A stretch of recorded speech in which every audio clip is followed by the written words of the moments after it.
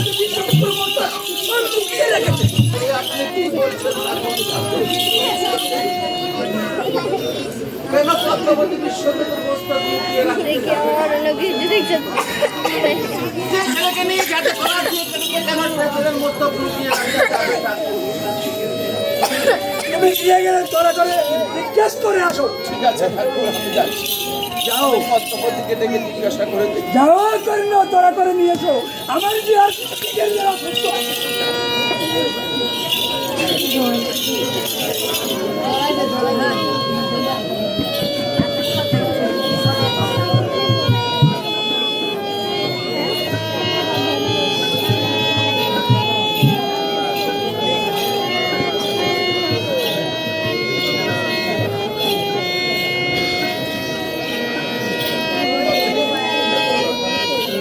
তুমি কি বিশ্বগতের মস্তক লুকিয়ে রেখেছো বলতে?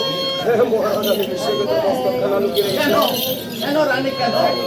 যে ছেলেকে নিয়ে যাতে করার দিয়ে কেটেছ, কেন তুমি সেই ছেলের মস্তক লুকিয়ে রাখতে গেলে কেন? মহারাজ, আমি আমার ওই পুত্র মুখখানা দর্শন করার জন্য তার মস্তকখানা লুকিয়ে রেখেছি। লুকিয়ে রেখেছি। তুমি কি করলে বাবা? তুমি কি করলে? যে ছেলেকে নিজ হাতে পর হাত দিয়ে কেটেছ, আর তুমি সেই ছেলের মস্তক লুকিয়ে রেখেছ। মহারাজ, আমি যে মাতা মহারাজ, যাও, আমি কেমন করে সইতে পারি?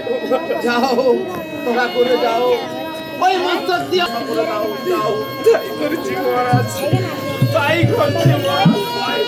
এই কি করবো?